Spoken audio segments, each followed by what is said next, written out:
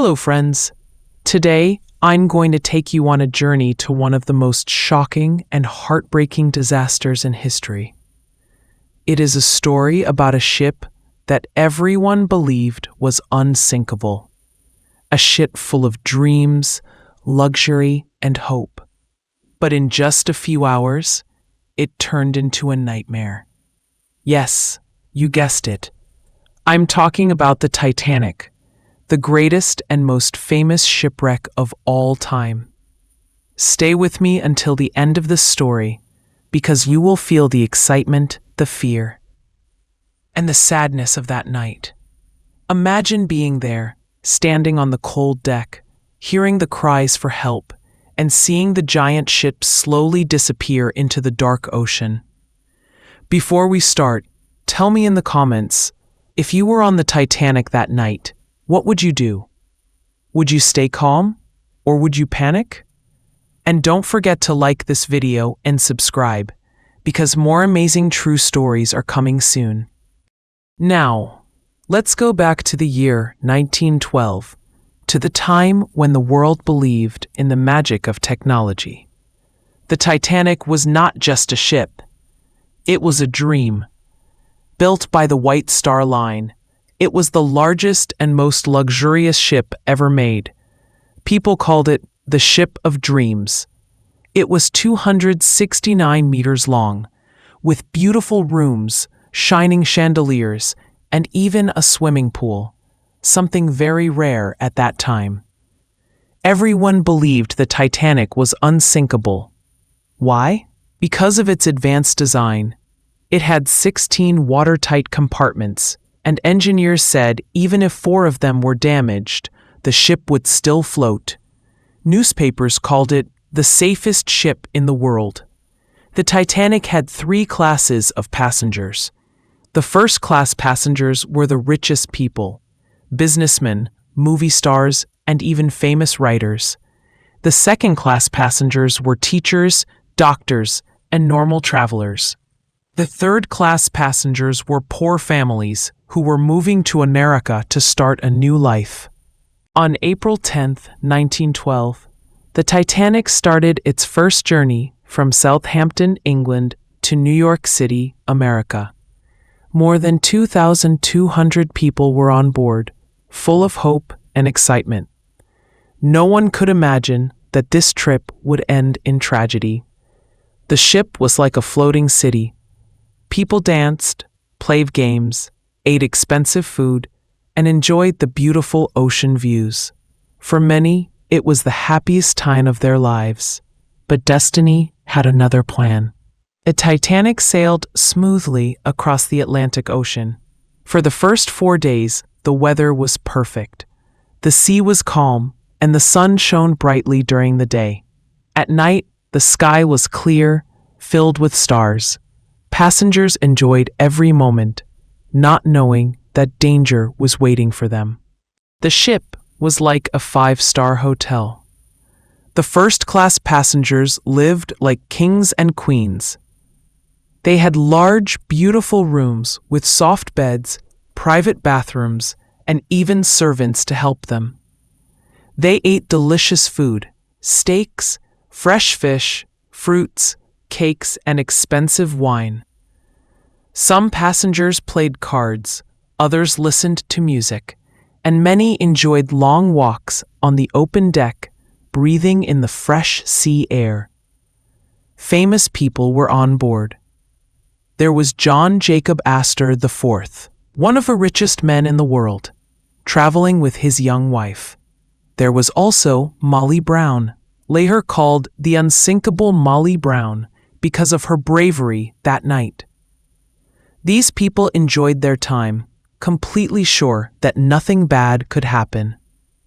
The second-class passengers had comfortable rooms too. They were teachers, writers, and business people who felt lucky to travel on such a famous ship. Many of them spent time reading books in the library or talking with other passengers in the lounges. The third-class passengers had smaller rooms, often shared with other families. But for them, this journey was special. Most of them were immigrants, moving to America to start a new life. They laughed, sang songs, and dreamed of a better future. Children played games in the hallways, and families talked excitedly about their new lives in New York. But while the passengers enjoyed themselves, the crew received many iceberg warnings from other ships. The North Atlantic was full of ice that spring. Many ships sent messages saying, "Be careful, there are big icebergs in your way." The Titanic's wireless operators, Jack Phillips and Harold Bride, were very busy sending personal messages for passengers. People in first class loved sending telegrams to friends and family, saying things like, "We are on the Titanic. It's the most wonderful ship in the world." Because they were so busy, some iceberg warnings were ignored. Others were written down but not given to the captain immediately. Captain Edward Smith, a very experienced sailor, believed the Titanic was strong and safe. He continued at full speed, around 22 knots, about 41 kilometers per hour. Many experts later said that if the Titanic had slowed down, it might have avoided the iceberg. But at that time, everyone wanted to arrive in New York as fast as possible. On the night of April 14, 1912, the sea was strangely calm. There was no wind, and the water looked like glass. It was a clear, cold night with no moon, only thousands of stars shining brightly. People said later that this calm weather actually made it harder to see icebergs. Usually waves hit icebergs and created white foam, making them easier to see. But that night, the ocean was so still that the iceberg was almost invisible until it was too late. Passengers enjoyed their usual activities. In the first-class dining room, people laughed and talked while eating dinner. Musicians played soft, beautiful music. Couples danced in the grand ballroom. Some people went to bed early, while others stayed awake, talking and drinking tea. In third class, passengers sang folk songs and played instruments. Children laughed and ran around. Everyone felt happy. No one could imagine that in just a few hours, everything would change. At 10 p.m., two lookouts, Frederick Fleet and Reginald Lee, climbed into the crow's nest, a small platform high above the ship. Their job was to watch for danger, especially icebergs. But there was a problem. The lookouts didn't have binoculars. Normally, lookouts used binoculars to see far away, but on the Titanic, someone had accidentally locked them in a cupboard and the key was missing. So Fleet and Lee had to rely only on their eyes. They stared into the dark night, trying to see anything unusual. But the sea was so calm, and the iceberg was so dark, that it was almost impossible to spot it in time. Between 10 p.m. and 11:30 p.m., the ship continued moving at full speed. Some passengers were already asleep in their warm beds, dreaming about their future in America. Others were still awake, enjoying the luxury of the great ship. Captain Smith had already gone to his cabin. The ship's designer, Thomas Andrews, was walking around, checking everything, making sure the ship was perfect. He was proud of his work. Nobody knew that these were their last peaceful hours. At 11:39 p.m., Fleet, the lookout, suddenly saw something dark in front of the ship. At first, he thought it was just a shadow, but then he realized it was an iceberg. He quickly rang the warning bell 3 times and grabbed the telephone to the bridge. "Iceberg, right ahead," he shouted. On the bridge, First Officer William Murdoch reacted immediately. He ordered, "Hard a starboard, turn the wheel sharply to the right, and full astern, reverse the engines." The ship slowly began to turn. Everyone held their breath. Would it be enough? The Titanic started to avoid the iceberg, but its side was too long and too close. At 11:40 p.m., the great ship scraped against the iceberg. People on deck felt a light vibration, like a soft bump. Some thought it was nothing serious.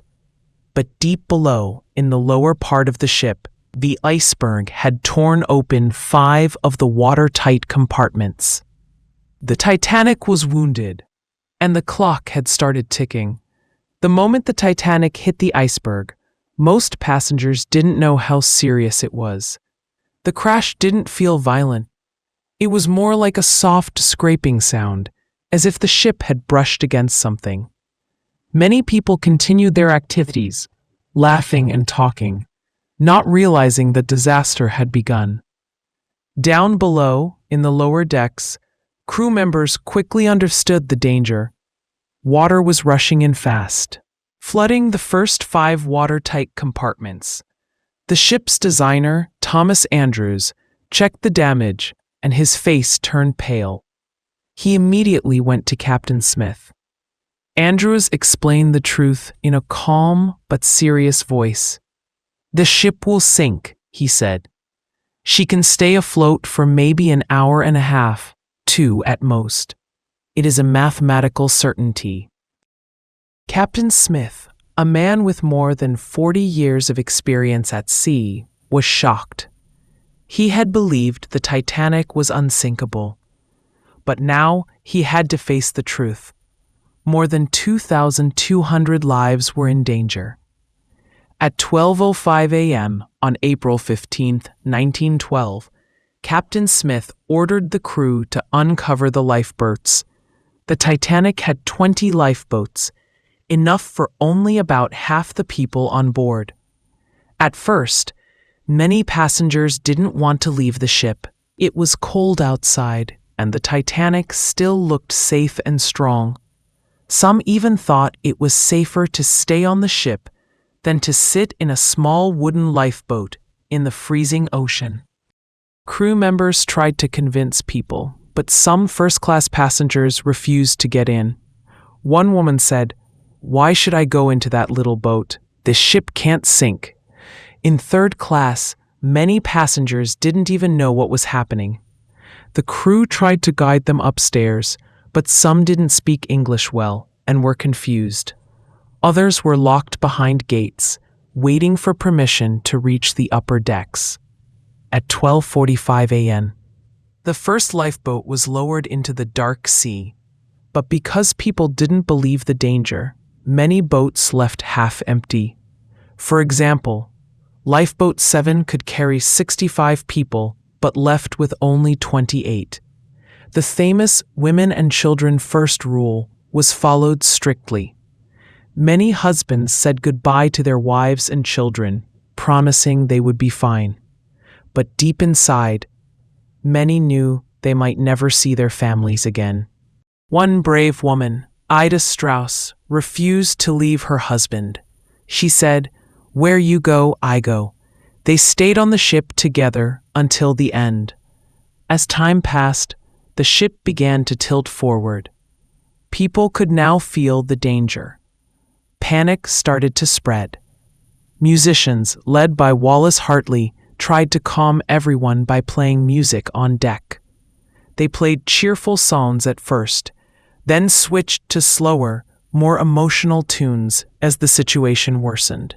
Survivors later said the last song they played was "Nearer, My God, to Thee." In the lower decks, chaos grew. Some passengers tried to break through locked gates to reach the lifeboats.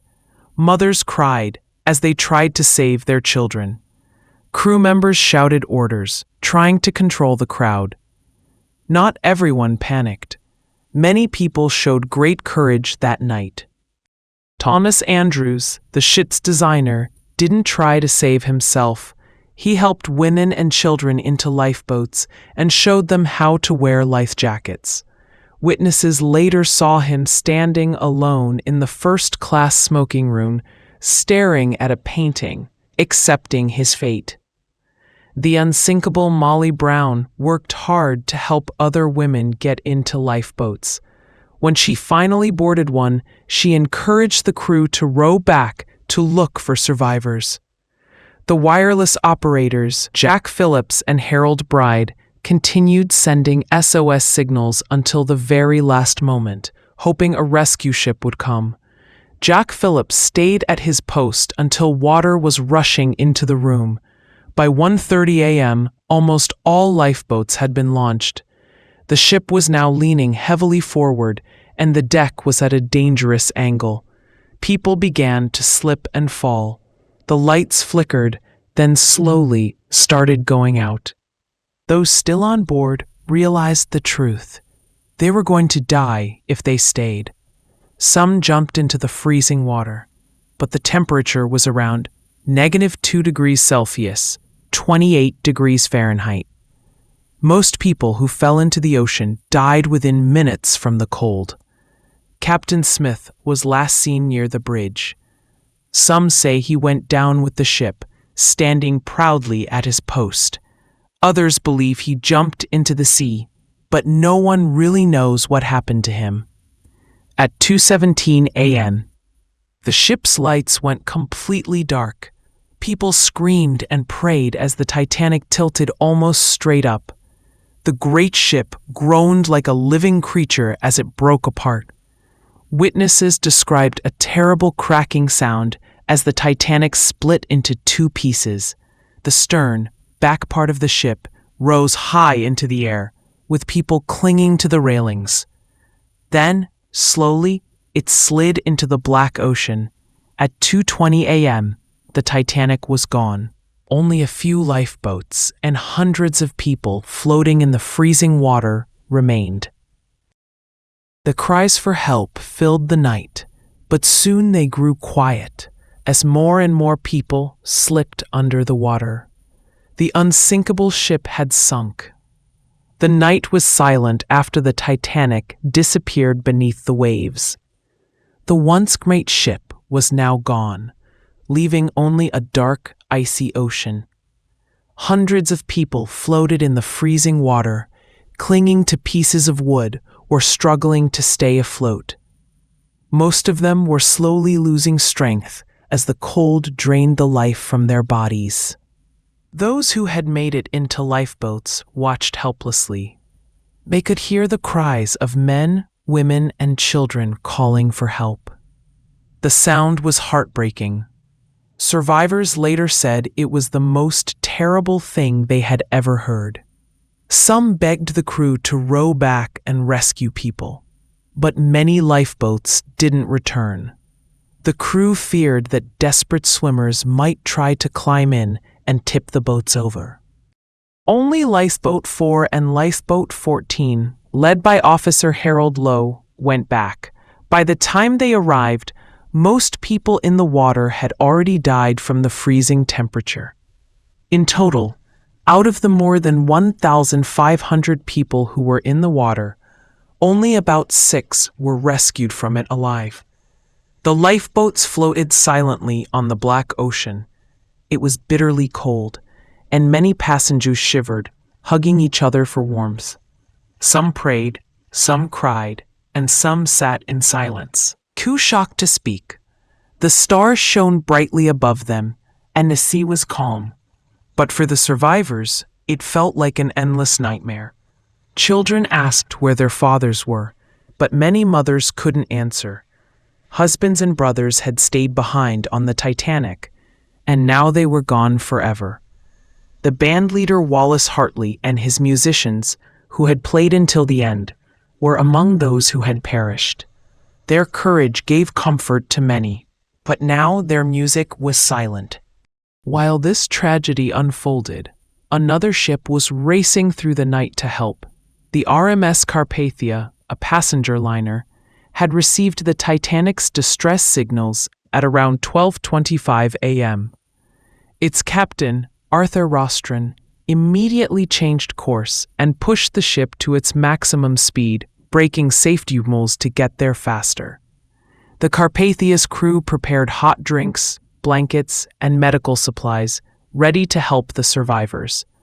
But no one knew if they would arrive in time. At 4:00 a.m., after nearly 3 hours of racing through icy waters filled with dangerous icebergs, the Carpathia finally reached the area. The first lifeboat was spotted at 4:10 a.m. As the Carpathia's lights shone across the dark sea, survivors felt a wave of relief. Many cried with joy, whispering prayers of thanks. The Carpathia's crew worked quickly, pulling people aboard one lifeboat at a time. Women and children were lifted up first, many of them wrapped in blankets, shivering uncontrollably. Some survivors were so weak they couldn't stand. Others were in shock, staring blankly, unable to believe they had survived while so many others had died. By 8:30 a.m., all 20 lifeboats had been emptied and the rescue was complete. A total of 705 people were saved, but the other 1,500 passengers and crew were gone, lost forever to the cold Atlantic. On board the Carpathia, the atmosphere was a mix of relief and unbearable sadness. Children cried for their fathers, not understanding why they hadn't come. Mothers sat silently, staring at nothing, holding their children tightly. Some women wept when they saw their husbands were not on any of the lifeboats. Survivors huddled together, sharing stories of bravery and loss. Some described how they had said goodbye to loved ones. Others spoke of last-minute escapes. The crew of the Carpathia offered tea, coffee, and food, but many survivors were too sick or heartbroken to eat. The empty lifeboats floated quietly on the water. Many survivors looked out and saw the terrible sight of the ocean dotted with floating bodies. Some lifeboats even carried the dead who had been pulled from the water too late. The Carpathia's crew collected the lifeboats, but no one could stop looking at the dark sea where the great Titanic had gone down. One survivor later said, "It felt like the ocean itself was crying." Captain Rostron sent wireless messages to New York, telling the world about the disaster. At first, newspapers were confused. Some early reports even said the Titanic had not sunk, or that everyone had been saved. But soon, the truth reached the world. The greatest ship ever built had gone down, and more than 1,500 lives had been lost. The Carpathia sailed slowly to New York, arriving on April 18, 1912. A huge crowd waited at the pier, desperate for news of family and friends. Some people cried with joy when they found their loved ones alive, while others broke down in tears when they learned they were gone forever. Reporters filled the docks, writing down survivors' stories. The world was shocked, and everyone wanted to know how such a tragedy could happen to a ship that was supposed to be unsinkable. The Titanic disaster became the biggest news story in the world. As days passed, newspapers published lists of the dead and the saved. Cities held memorial services, and people everywhere mourned the loss of so many lives. In wealthy families, famous businessmen, politicians, and celebrities were gone. But the tragedy was even harder for poor families who had lost fathers, mothers, and children who had been hoping for a better life in America. The world demanded answers. How could a ship so modern and strong sink so quickly? Why were there not enough lifeboats? Why had so many people been left to die in the cold sea? Even in the sadness, stories of courage and sacrifice spread around the world. Fathers who had kissed their children goodbye and stayed behind. Crew members who worked until the very last moment. Musicians who played music to calm others while facing death themselves. The Titanic, once a symbol of human achievement, became the symbol of human tragedy and also of human bravery. The survivors would never forget that night. For them, every starry night, every cold wind would bring back memories of the Titanic. The sinking of the Titanic was not just a single tragic night in history. It changed the world forever. What happened on April 15, 1912, led to new safety rules, inspired books and movies, and became a story that people would never forget.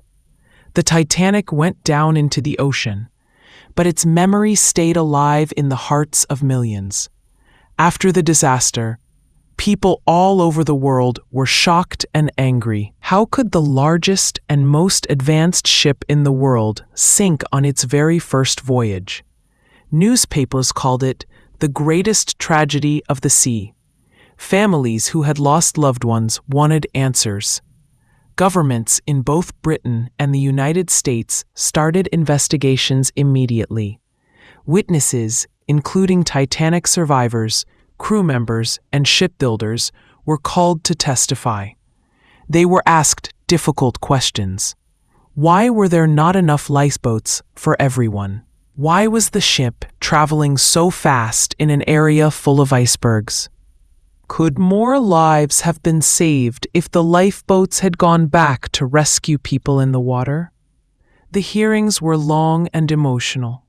Survivors cried as they told their stories, and some officers were criticized for their decisions that night. One of the most important results of the Titanic tragedy was the creation of strict new safety rules for ships. Some of these rules are still used today. 1. Enough lifeboats for everyone. Before the Titanic, lifeboat rules were based on a ship's size, not its number of passengers. The Titanic carried only 20 lifeboats, enough for about half the people on board. After the disaster, new laws required lifeboats for every single passenger and crew member. 2. Lifeboat drills and training. Many Titanic passengers didn't know where to go when the evacuation started. Now all ships must hold regular lifeboat drills so passengers know what to do in an emergency. 3. 24-hour radio communication. On the night of the disaster, some nearby ships didn't hear the Titanic's distress calls because their wireless operators were asleep. After the tragedy, all passenger ships were required to keep radio operators working 24 hours a day. 4. International Ice Patrol. The Titanic sank after hitting an iceberg, so governments created the International Ice Patrol to monitor dangerous icebergs in the North Atlantic. Even today, planes and satellites track icebergs to keep ships safe. The disaster changed how people thought about safety. No longer would any ship be called unsinkable. For the 705 people who survived, life would never be the same. Many lost family members, friends, and everything they owned. They carried the memories of that night for the rest of their lives. Molly Brown, the brave American woman who helped row a lifeboat and encouraged others to stay strong, became a hero. Newspapers called her the unsinkable Molly Brown. Margaret Maggie Brown spent years raising money to help survivors and honor those who died. J. Bruce Ismay, the chairman of the White Star Line, survived by taking a place in a lifeboat, but he was criticized for not staying with the ship like Captain Smith. For the rest of his life, he lived in shame and rarely appeared in public. Many third-class passengers who had survived arrived in America with nothing, but they worked hard to build new lives. Some survivors later said they had nightmares for years, dreaming of the cries of people in the water. Others avoided talking about the Titanic because the memories were too painful. The ship that captured the world's imagination. Even though it sank, the Titanic became one of the most famous ships in history. People were fascinated by its story, the luxury, the rich and poor passengers, the bravery, and the terrible loss. Books, plays, and later movies were made about the disaster. Some were romantic stories, while others were serious documentaries showing what happened that night. The most famous film is Titanic, 1997, directed by James Cameron. Starring Leonardo DiCaprio and Kate Winslet, the movie brought the tragedy to life for millions of people and won 11 Academy Awards. The movie also reminded the world of the real people who had been on the ship. After its release, many people became interested in learning more about the true history of the Titanic. For more than 70 years, the Titanic rested at the bottom of the Atlantic Ocean, more than 12,000 feet, 3,800 meters deep. Many people tried to find it, but it was too far down, and the technology wasn't advanced enough. Finally, in 1985, a team led by Dr. Robert Ballard discovered the wreck. Using special cameras, they found the Titanic broken into two large pieces on the seabed. Photos of the ship lying silently in the dark ocean shocked the world. The once grand Titanic was now covered in rust, but many of its rooms and objects were still recognizable. Shoes, plates, and even personal belongings of passengers were seen, making the tragedy feel real again. Some expeditions later brought artifacts to museums so people could learn about the Titanic's history. However, many believe the wreck should be left untouched as a memorial to those who died. More than 100 years have passed since the Titanic sank, but its story is still told around the world. Schools teach it, museums display its history, and people visit memorials to honor those who lost their lives. Why does the Titanic still fascinate us? Perhaps because it is a story of human hope, dreams, and tragedy. It shows us how fragile life can be, and how acts of bravery can shine even in the darkest moments. The Titanic reminds us to stay humble, to respect nature, and to never underestimate danger, no matter how advanced our technology is. Today, the Titanic remains at the bottom of the ocean, slowly decaying, but still a powerful symbol of history. It is like an underwater graveyard, a silent reminder of the night when over 1,500 people lost their lives. Divers who have visited the site describe it as peaceful and sad. One diver said, "It feels like the ship is still alive, watching you, telling you to remember." And we do remember. Every April 15th, people around the world hold ceremonies, light candles, and read the names of those who died. The Titanic may be gone, but the courage, love, and sacrifice of its passengers and crew will never be forgotten. So, my friends, what do you think about this story? Isn't it both heartbreaking and inspiring? The Titanic teaches us how precious life is and how important it is to care for one another, even in the worst times. If you enjoyed this story and learned something new today, please give this video a like, leave your thoughts in the comments, and subscribe to my channel for more amazing stories like this. And tell me in the comments, if you were on the Titanic that night, what would you have done? Would you stay calm and help others, or would you panic? I really want to hear your thoughts. Thank you for staying with me through this journey of history, and remember, stories like this keep the memories of those lost alive. See you in the next video.